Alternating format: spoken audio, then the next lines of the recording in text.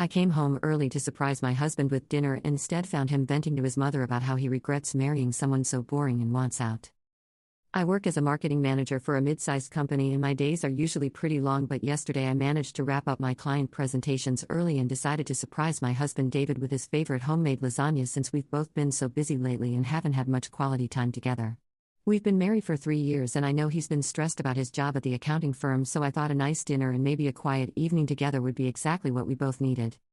I stopped by the grocery store on my way home and picked up all the ingredients plus a bottle of that wine he likes, and I was actually excited thinking about how surprised he'd be when he came home to the smell of his favorite meal cooking, and maybe we could just relax and talk like we used to when we were dating.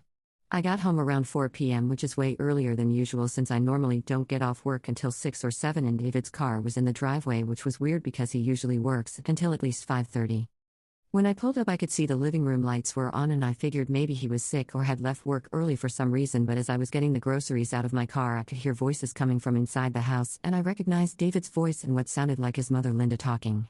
I thought that was strange because Linda usually calls before she comes over and she lives about an hour away, so it's not like she just drops by casually. I was juggling the grocery bags and trying to get my keys out when I heard David's voice getting louder and he sounded frustrated or upset about something, so I slowed down because I didn't want to interrupt if they were having some kind of serious conversation. That's when I heard him say something that made my blood run cold. "I just don't know how much longer I can keep pretending Mom. She's so boring and predictable and I feel like I'm dying inside every day I come home to her." I dropped one of the grocery bags and just stood there frozen because there was no way he was talking about me, right? But then Linda responded and said, "Well, honey, you've only been married 3 years. It's not too late to start over if you're really that unhappy."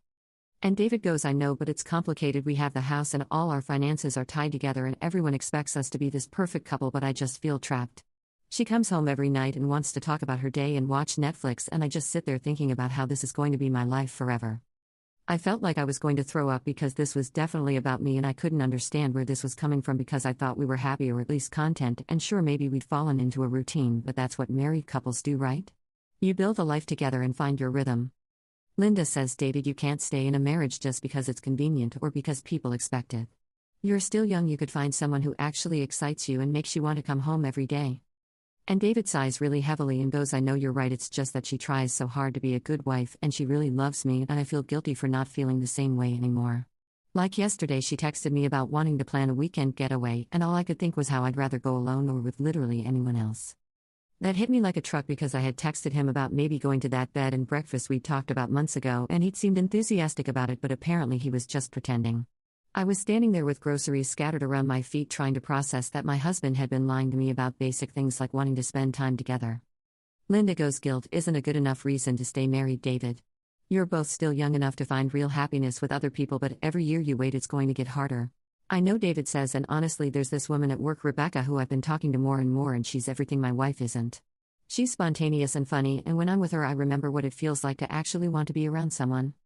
I had to grab onto my car because I felt dizzy and sick because now he's talking about another woman and suddenly everything made sense: why he'd been working late more often, why he'd been distant during our conversations, why he'd seemed less interested in physical intimacy lately. He wasn't just unhappy with our marriage, he was already emotionally involved with someone else. Linda asks, "Have you and Rebecca crossed any lines?" And David pauses for a long time before saying, "Not physically but emotionally, yeah, definitely. We text all day and we've had lunch together several times and I've told her things about my marriage that I probably shouldn't have. She knows I'm unhappy and she's made it pretty clear that she's interested in more than friendship." Well then, Linda says, "It sounds like you already know what you want to do. The question is, when are you going to be honest with your wife instead of stringing her along?" David goes, "I've been thinking about it constantly, but I keep chickening out because she's going to be devastated and her whole identity is wrapped up in being a wife and building this perfect little life together. She talks about kids and retirement and growing old together, and I just smile and nod, but inside I'm screaming because I can't imagine anything worse than being stuck in this boring, predictable life forever." I realized I was crying and tried to wipe my face, but my hands were shaking so badly I could barely function. This was my husband talking about our marriage like it was a prison sentence and describing me like I was some pathetic woman whose only purpose was being a wife when I have a successful career and friends and hobbies outside of our relationship. Linda says, "David, you can't keep living a lie. It's not fair to either of you. She deserves to be with someone who appreciates her, and you deserve to be with someone who makes you happy." "I know," he says, "Rebecca, I have been talking about what it would be like if we were together, and it's everything I wish I had. She wants to travel and try new restaurants, and she's not obsessed with creating some perfect domestic life. She actually has opinions about things and challenges me instead of just agreeing with everything I say." The way he was describing this Rebecca woman made it sound like I was some boring housewife with no personality when that's not who I am at all. I love trying new things and I have plenty of opinions, I just don't pick fights over every little thing because I thought we were a team working toward common goals. So when are you going to tell her? Linda asks. David sighs again and says soon, I think. Maybe after the holidays because I don't want to ruin Christmas for her family, but definitely before our anniversary next year because I can't pretend to celebrate another year of a marriage I want out of. Linda goes, that's probably smart to wait until after the holidays, but David, don't wait too long because the longer you put it off the harder it's going to be and the more attached she's going to get to this life you've built together. Yeah, David says, and honestly Rebecca is starting to get impatient because she wants to make this official and I don't blame her. She's amazing and I don't want to lose her because I'm too much of a coward to end a marriage that's been over for months anyway. I couldn't listen anymore, so I quietly gathered up the groceries that had fallen and got back in my car. I sat there for probably 10 minutes just trying to process what I'd heard before I finally started the engine and drove to my sister's house because I needed someone to tell me I wasn't losing my mind. When I got to Sarah's place I was crying so hard I could barely talk, and she took one look at me and knew something terrible had happened. I told her everything I'd heard and she was furious and kept saying she never liked David anyway and that she'd always thought he was fake and condescending but hadn't wanted to say anything because I seemed happy. What are you going to do? She asked. And I realized I had no idea because my entire adult life has been built around this marriage and this man who apparently sees me as boring and predictable and has been planning his escape for months while lying to my face every single day. Sarah said you need to confront him tonight before this goes any further. But I told her I needed time to think because I was so shocked and hurt I didn't trust myself to have a rational conversation, and I definitely didn't want to give him the satisfaction of seeing me fall apart when he's probably been hoping I'd make it easy for him by being the one to bring up divorce. I stayed at Sarah's for a few hours and then went home around 8 p.m. and found David in the kitchen making himself dinner, and he looked up when I walked in and smiled like nothing had happened and asked how my day was and if I wanted to order takeout for dinner. I just looked at him and said I had an interesting day, how was yours? And he goes, oh, you know, same old boring stuff at the office, nothing exciting, and I wanted to scream because he was lying right to my face after spending the afternoon planning his exit strategy with his mother and talking about another woman he's clearly having an emotional affair with. I said, did you do anything else today besides work? And he hesitated for just a second before saying no, just came straight home. Why? So I said, that's funny because your car was here when I came by earlier to surprise you, but you didn't answer the door, so I figured you were in the shower or something. His face went completely white and he stammered something about maybe taking a quick nap and not hearing the doorbell, but I could tell he was panicking because he realized I might have overheard something. I said, well, I'm pretty tired, so I think I'm going to go to bed early, and he looked relieved and said that was fine, he was probably going to watch TV for a while anyway. I went upstairs and laid in bed staring at the ceiling thinking about how this man I've loved and trusted for over 5 years has been living a complete lie and planning to abandon our marriage while making me think everything was fine. The worst part is that he's probably been sharing intimate details about our relationship with this Rebecca person and painting me as some clingy, boring wife when I've been working my butt off to build a life with someone who apparently checked out months ago. I keep thinking about all the times recently when I've tried to plan things for us or suggested date nights and he seemed unenthusiastic, and now I know it's because he's been comparing everything to what he could be doing with her instead. Every conversation we've had about our future has been meaningless to him because he's already decided he wants a different future with someone else. The thing that really gets me is that he's planning to wait until after the holidays to tell me, which means he's going to sit through Christmas dinner with my family and smile and play the loving husband role while secretly counting down the days until he can dump me and run off with his work girlfriend. I don't know what I'm going to do, but I know I can't keep pretending everything is normal when my husband thinks I'm boring and predictable and has been emotionally cheating on me with someone he's already planning a life with. Update 1. I couldn't sleep all night and kept replaying that conversation in my head, and this morning when David left for work he kissed me goodbye and told me he loved me like he does every morning, but now I know it's all an act and he's probably going straight to work to text Rebecca about how he can't wait to be free of his boring wife. I called in sick to work because there was no way I could concentrate on client presentations when my entire life just got turned upside down and I needed to figure out what my next move should be. I spent most of the morning crying, and then I got angry because how dare he make me feel like there's something wrong with me for wanting a stable, loving marriage when that's what we both said we wanted when we got married. Around noon I decided to do something I've never done before and drove to David's office building because I needed to see this Rebecca person for myself and understand what I'm apparently competing with. I sat in the parking garage for about an hour feeling like a crazy person, but then I saw David walking toward the elevator with a woman I didn't recognize, and they were laughing about something and he had his hand on her lower back in a way that was definitely not professional. She was everything I'm not, tall and blonde with perfect makeup and wearing a tight dress that probably cost more than I spend on clothes in 6 months. She looked like the kind of woman who's never had a boring day in her life, and suddenly I understood why David feels trapped in our quiet domestic routine when he could be with someone who looks like she stepped out of a magazine.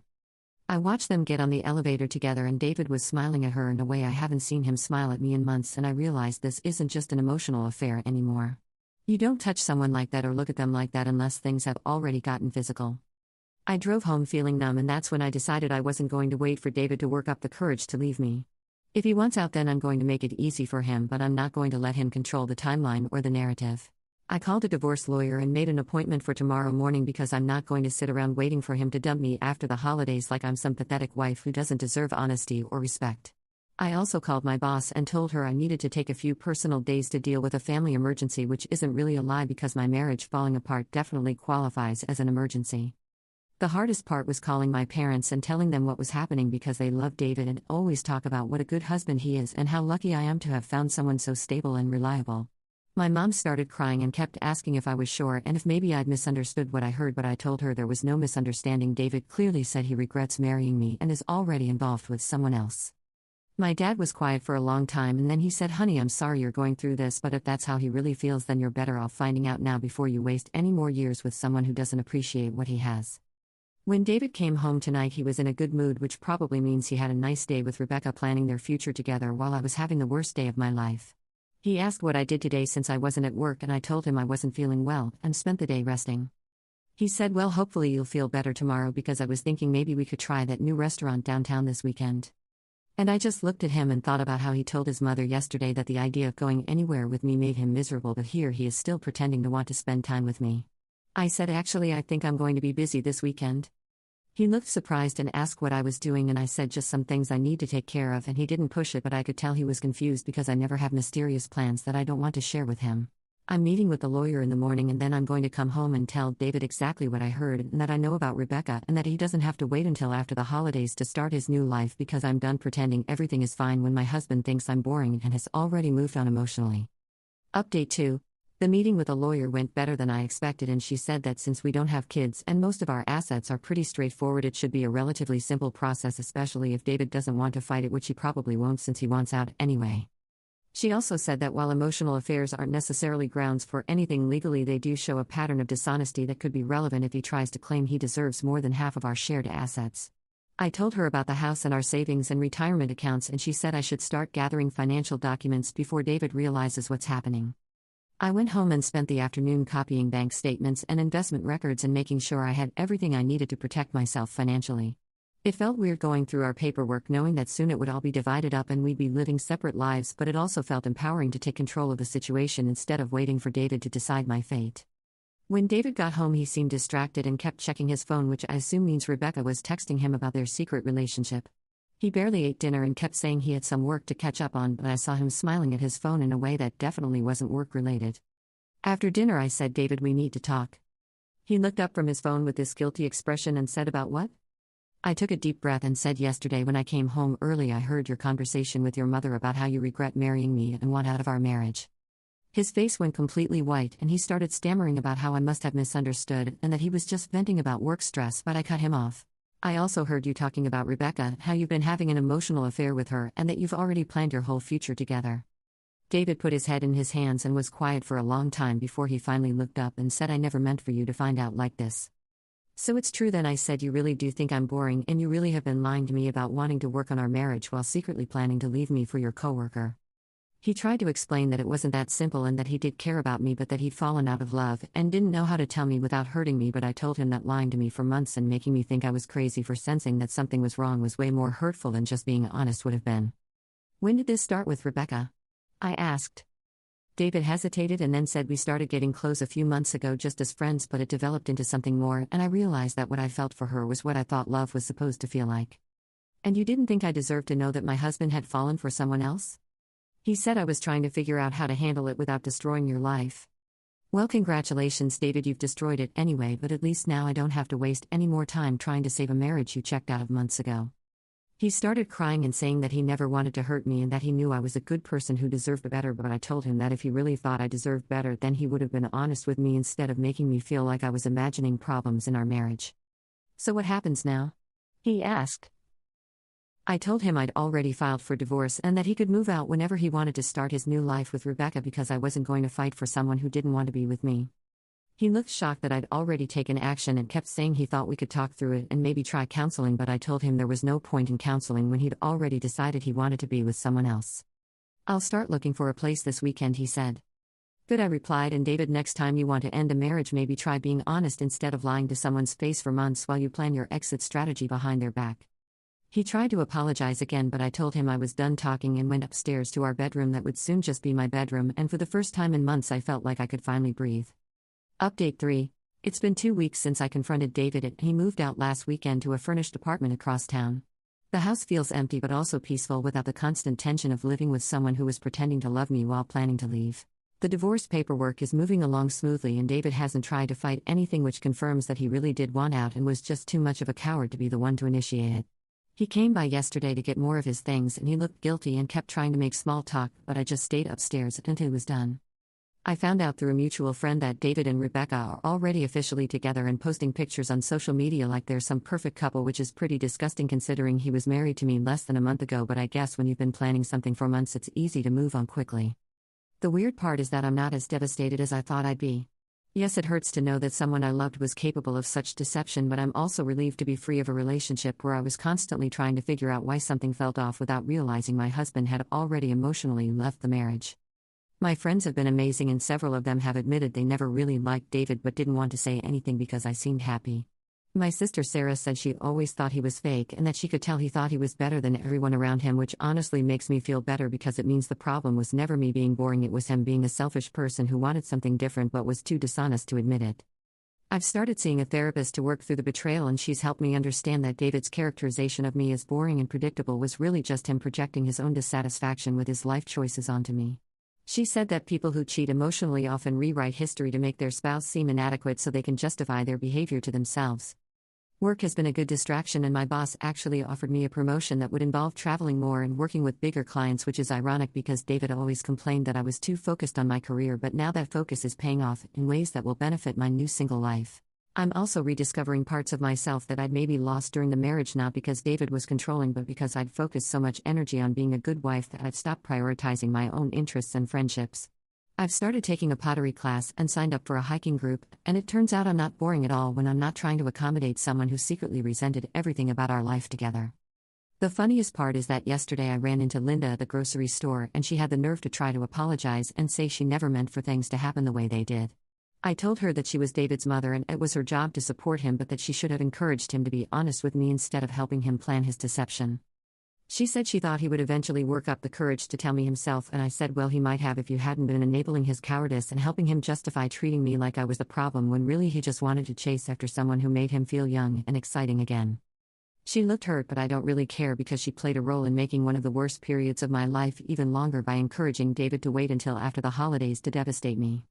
I know I'm going to be fine because I'm the same person I was before David decided I was boring, and I'm realizing that someone who truly loved me would have seen my stability and loyalty as strengths, not weaknesses.